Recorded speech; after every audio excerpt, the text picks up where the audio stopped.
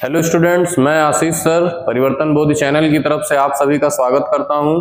और आज के इस वीडियो में हम जो भूगोल के प्रश्न विगत वर्षों के करवा रहे हैं यूपी पीएससी के, पीसीएस के, यूपी पीसीएस के, तो उनका जो है ये अगला पार्ट है और 2018 में आए हुए प्रश्न को हम इसमें करवाएंगे।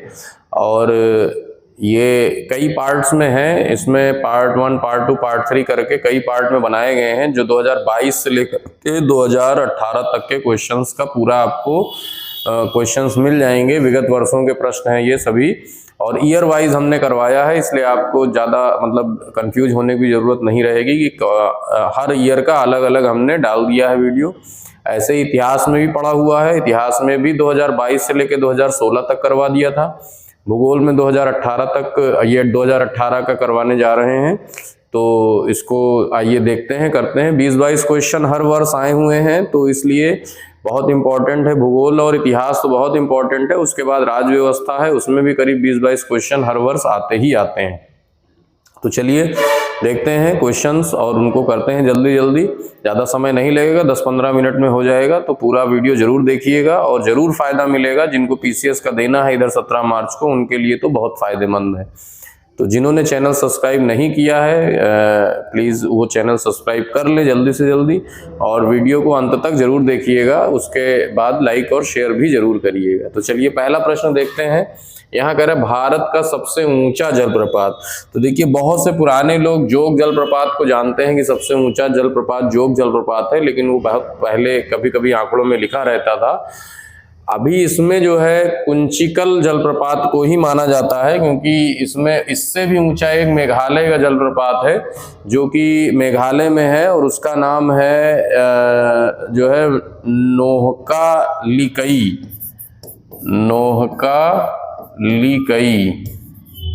तो अगर हम डेटाबेस के हिसाब से देखें तो ये जो है विश्व जलप्रपात डेटाबेस में भारत का सबसे ऊंचा जलप्रपात जो है वो नोहका लीकई है, मेघालय का है ये, मेघालय का। लेकिन कुंचिकरल जो है ये जलप्रपात ही माना जाता है, तो ये थोड़ा सा जो है विवादित था।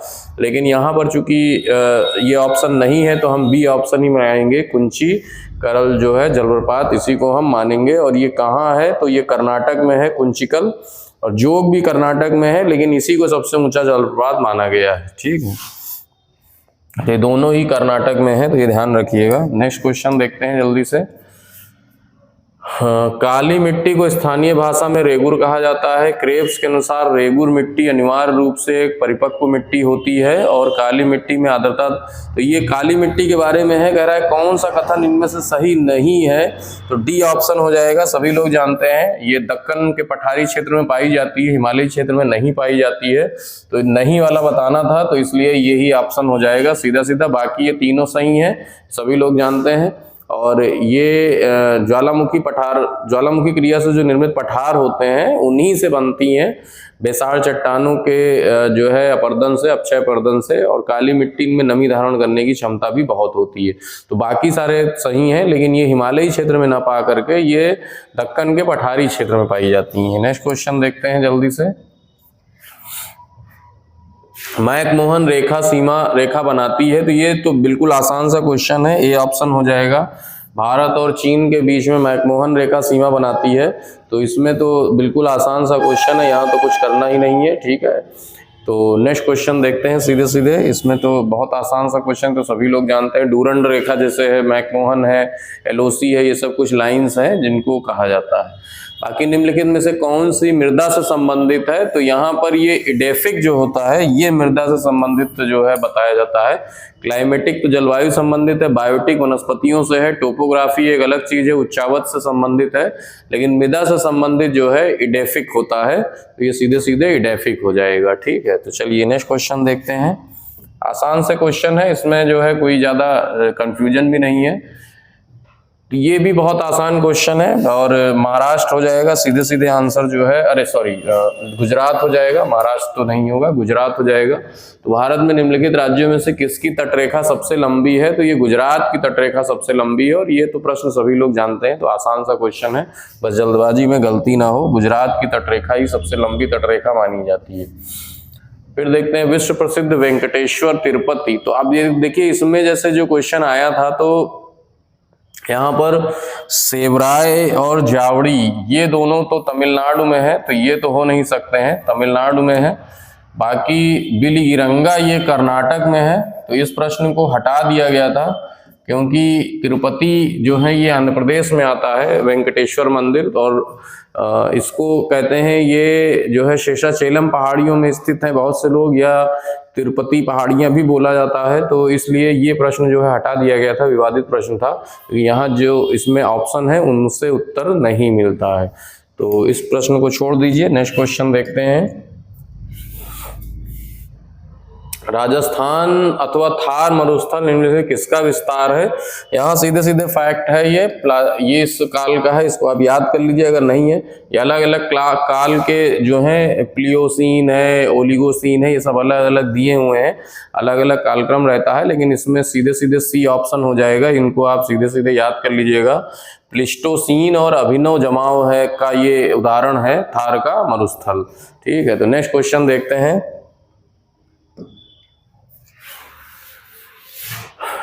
कौन से पश्चिमी घाट से नहीं निकलती है? देखिए ये भी सभी लोग जानते हैं, ताप्ती नदी ये पश्चिमी घाट से नहीं निकलती है, बल्कि इसका उद्गम अलग है, मध्य प्रदेश में जो है अलग से निकलता है। बाकी ये सारी गोदावरी है, कावेरी है, कबाम है, ये सभी जो है पश्चिमी घाट से निकलती हैं। ठीक है, तो इसमें सीधे सीधे ताप्ती नदी हो जाएगा। नर्मदा और ताप्ती नदियां ये पश्चिमी घाट से नहीं निकलती हैं, तो ये इसमें इनका आंसर हो जाएगा। ठीक है, तो नेक्स्ट क्वेश्चन देखते हैं।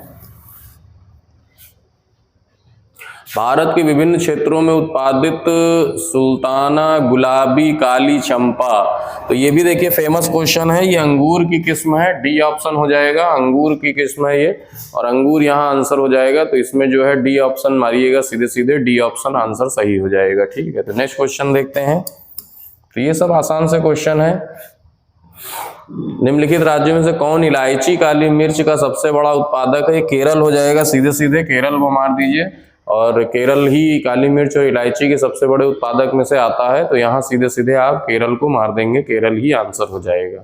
ठीक है, तो नेक्स्ट क्वेश्चन देखते हैं। ये सब सरल क्वेश्चन है, पुराने ईयर्स के क्वेश्चन जो है सरल ही आते थे। ये भी बहुत सरल क्वेश्चन है, बहुत फेमस जो है जैसे उत्तराखंड में नंदा देवी है, ये सीधे सीधे मिल जाता है। तमिलनाडु का डोडा बेटा है, अनाई मुड़ी केरल का है, और सारामती नागालैंड का है। हमने सब मिला दिया है, तो इसमें उत्तर बताने की जरूरत नहीं है, सीधे आप उत्तर पे टिक कर लीजिएगा अपने हिसाब से। और ये फेमस है जो है, इसमें तो फेमस है, सभी लोग जानते ही हैं। नेक्स्ट देखते हैं। और ये क्वेश्चन भी रिपीट हुआ है, इसके पुराने सालों में ये क्वेश्चन इस तरह का आ चुका था, जो अभी पिछला क्वेश्चन था। बाकी ये थोड़ा सा फैक्चुअल क्वेश्चन है, थोड़ा सा कठिन है, क्योंकि सबका ईयर फिर याद होना चाहिए कि कौन सा किस वर्ष स्थापित हुआ था। तो इसमें सबसे पहले तो कोलकाता आएगा, और फिर शिमला है, तो बी और सी वाला जो है, यानी कि डी ऑप्शन इसमें हो जाएगा, बी सी जो है डी ए। और बाकी तो ईयर याद होगा तभी आप कर पाओगे, नहीं याद है तो नहीं कर पाओगे। तो इस तरह के क्वेश्चन अगर कठिन है, नहीं आ रहे हैं, छोड़ दीजिए, क्योंकि निगेटिव मार्किंग भी होती है। एक दो क्वेश्चन नहीं भी होगा तो उससे कोई फर्क नहीं पड़ेगा, क्योंकि 20-22 क्वेश्चन आते हैं, उसमें से अगर 18 तक भी सही कर लेते हैं तब भी बहुत बढ़िया। बाकी ये है वनस्पति जलवायु का सही सूचक है, तो ये कोपेन का है, कोपेन ने ही जलवायु वर्गीकरण भी किया है, कोपेन का जो है, और कोपेन के ही अनुसार जो है वनस्पति जलवायु का सही सूचक है, तो यहाँ कोपेन ही हो जाएगा। चलिए तब नेक्स्ट क्वेश्चन देखते हैं। निम्नलिखित देशों में से किसमें पंपास, तो पंपास देखिए अर्जेंटीना का है, बहुत इंपॉर्टेंट है। अर्जेंटीना में ये घास के मैदान है पंपास, गेहूं की कृषि के लिए जाने जाते हैं। और ऐसे ही देखिए यूरोप में अगर देखें तो यूरोप में स्टेपी कहलाता है, उत्तरी अमेरिका में जो है स्टेपी जो है यूरोप में कहलाता है, प्रियरी जो है नॉर्थ अमेरिका में कहलाता है, नॉर्थ अमेरिका में सभी को पता है। और अर्जेंटीना या दक्षिणी अमेरिका में ये पंपास कहलाता है, पंपास जो है ये दक्षिणी अमेरिका में। ऐसे ही जो है ऑस्ट्रेलिया में डाउन्स कहलाता है, डाउन्स हो गया। और वेल्ड हो गया जो है अफ्रीका में, साउथ अफ्रीका में वेल्ड कहलाता है। तो ये ऑस्ट्रेलिया हो गया और ये साउथ अफ्रीका हो गया। तो ये सब अलग अलग जो है ये घास के मैदान है, तो इनको ध्यान रखिएगा। कभी कभी तो कूट वाला भी मिलान करने को आ जाता है, तो इसलिए इनको जो है याद रखिएगा ध्यान से, जो है ये बहुत काम की चीज़ है। नेक्स्ट क्वेश्चन देखिए, तो इसमें तो अर्जेंटीना था, अर्जेंटीना हो जाएगा। जो ये वाला क्वेश्चन था अर्जेंटीना ही मारिएगा, सीधे अर्जेंटीना ही आंसर है। नेक्स्ट क्वेश्चन है, इसमें कौन सा सुमेलित नहीं है कह रहा है। तो सोनोरन सही है, ताकलामाकन भी सही है, काराकोरम भी सही है, गिब्सन नहीं होगा, ये ब्राजील में नहीं है, यही वाला जो है सुमेलित नहीं है। तो इसलिए सीधे सीधे इसको जो है मार दीजिएगा। ठीक है, 100वां क्वेश्चन है ये। और ये पश्चिमी ऑस्ट्रेलिया का विशाल मरुस्थल है गिब्सन जो है, तो ये याद रखिएगा। ये अगर पूछे तो ये पश्चिमी वेस्टर्न ऑस्ट्रेलिया का मरुस्थल है, ऑस्ट्रेलिया में स्थित है, ब्राजील में नहीं है। ठीक है, तो नेक्स्ट क्वेश्चन देखते हैं।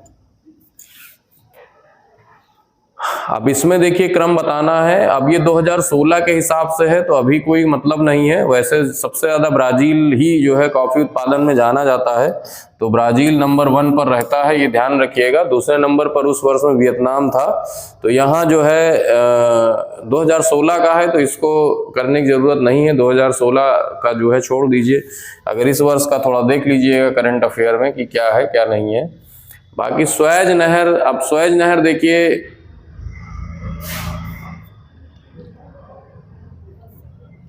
हाँ स्वेज नहर जो है ये 7000 किलोमीटर की दूरी कम करता है, ये भी एक फैक्ट वाला क्वेश्चन है। और मिस्र देश पर स्वेज नहर है जो भूमध्य सागर को लाल सागर से जोड़ता है। जब ये नहीं थी तो पूरा अफ्रीका क्रॉस करके केप ऑफ गुड होप से फिर भारत आना पड़ता था।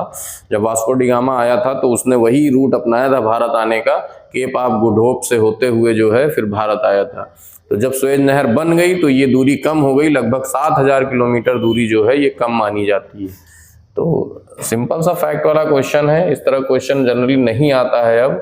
अब ये जो है पंछी, तो इसमें देखिए सीधे मिसिसिपी का मुहाना है, यही फेमस है, पंछी के पंजे जैसा जो है, और बाकी तो नहीं होगा। इसमें नील नदी का चापाकार मुहाना होता है, ये थोड़ा सा ध्यान रखिएगा, कभी कभी चापाकार पूछ लेता है। तो नील नदी का चापाकार होता है और ये वाला पंछी के पंजे के आकार का है। ठीक है, तो चलिए नेक्स्ट क्वेश्चन देखते हैं। आयोडीन का अग्रणी उत्पादक जो है, इसमें चिली को माना जाता है, चिली है आयोडीन का, और फिर जापान है, लेकिन चिली को यहाँ ऑप्शन में आंसर बताएंगे। चिली जो है आयोडीन का अग्रणी उत्पादक देश है, तो ये चिली है। ठीक है, तो यहाँ ये चिली हो जाएगा। ठीक, अब ये है पहला सरीसृप और इनका क्रम बताना है। तो इसमें देखिए सबसे पहले जो आए थे वो काले कवच वाले जीव हैं, यही सबसे पहले थे, तो तीसरा हो जाएगा। उसके बाद कीट आए हैं दूसरे नंबर पर, और फिर जो है सरीसृप हैं, और फिर स्तनधारी हैं, तो ये सी ऑप्शन हो जाएगा। पहले कवच वाला, फिर कीट, फिर सरीसृप और फिर स्तनधारी। ठीक है, तो सीधे सीधे इसमें सी ऑप्शन मार देंगे, बिल्कुल आसान सा क्वेश्चन था। और अब देखिए इसमें कीटों से प्राप्त नहीं होता है, तो देखिए ये सब जो है मोती नहीं होता है। मोती जो है ये मोलस्का संघ का जो है जो प्राणी है, ओएस्टर जिसको कहते हैं, उनसे मोती निकलते हैं। बाकी रेशम है, शहद है, लाख है, ये सब कीट से प्राप्त होते हैं। तो इसलिए इसमें जो है सीधे सीधे यही आंसर हो जाएगा। ठीक है, फिर नेक्स्ट देखते हैं क्वेश्चन जो है। अब ये जीवन के अस्तित्व के लिए सबसे उपयुक्त मंगल को ही माना जा रहा है, इसीलिए मार्स मिशन वगैरह भी कर रहे हैं। मंगल पर कॉलोनी बसाने की भी बात की जा रही है, पृथ्वी से मिलता जुलता है, तो इसलिए मंगल को ही यहाँ पर आंसर माना गया है और मंगल को ही माना जाएगा। ठीक है, तो इस तरह से ये हमारे जो हैं 2018 के भी प्रश्न हो गए हैं, और कुल हमने 107 क्वेश्चन अभी तक कर लिए हैं। 107 क्वेश्चन जो है पूरा भूगोल के, और 2022 से हमने शुरू किया था, और 2022 से लेकर के 2018 तक के हमने किए हैं, यानी कि 2022, 2021, 2020, 2019 और 2018। तो ये हमने जो है 5 वर्षों के प्रश्न किए हैं, और इन 5 वर्षों में लगभग हर वर्ष 20-22 क्वेश्चन आए हैं, और 107 क्वेश्चन लगभग जो है हो गए हैं। तो इन 107 क्वेश्चंस को एक बार आप फिर से रिपीट कर लीजिएगा, पार्ट 1, पार्ट 2, पार्ट 3, पार्ट 4 इस तरह से, और भूगोल आपका लगभग समझ लीजिए इससे ही कवर हो जाएगा। और थोड़ा रिवीजन कर लीजिए क्योंकि समय कम है, और 17 को अगर पेपर है 17 मार्च को, तो आप इधर बस केवल प्रीवियस ईयर पेपर और प्रैक्टिस सेट ही करिए। प्रीवियस ईयर पेपर पेपर हमने करा ही दिया है। इतिहास के करीब 146 प्रश्न करा दिए हैं, भूगोल के 107 प्रश्न करा दिए हैं, ये सारे यूपीपीएससी के ही प्रश्न हैं। अब राज्य व्यवस्था के करा देंगे और राज्य व्यवस्था में भी ऐसे ही 100 पे प्रश्न के करीब करा देंगे। तो आपका ये 3 पूरा तैयार हो जाएगा, 60 क्वेश्चन बिल्कुल जो है समझ लीजिए रेडी हो जाएगा। बाकी उसके साथ में करंट अफेयर दोहराते रहिए, करंट अफेयर के साथ में उत्तर प्रदेश विशेष भी दोहराते रहिए। अभी हमने यूपी स्पेशल जीके और यूपी के करंट अफेयर की वीडियोस पड़ी हुई हैं, उनको एक बार देख लीजिएगा, क्योंकि वो भी आपके लिए बहुत पीसीएस में बहुत काम की जो है होंगी। तो ठीक है, मिलते हैं नेक्स्ट वीडियो में। अब राज्य व्यवस्था और साइंस और टेक्नोलॉजी इनके क्वेश्चन और करंट अफेयर के भी कराएंगे, उसके भी कुछ 50-100 क्वेश्चन करंट से रिलेटेड करा देंगे, उनमें से जरूर 10-15 क्वेश्चन जरूर फंसेगा। तो थैंक यू वेरी मच, मिलते हैं नेक्स्ट वीडियो में।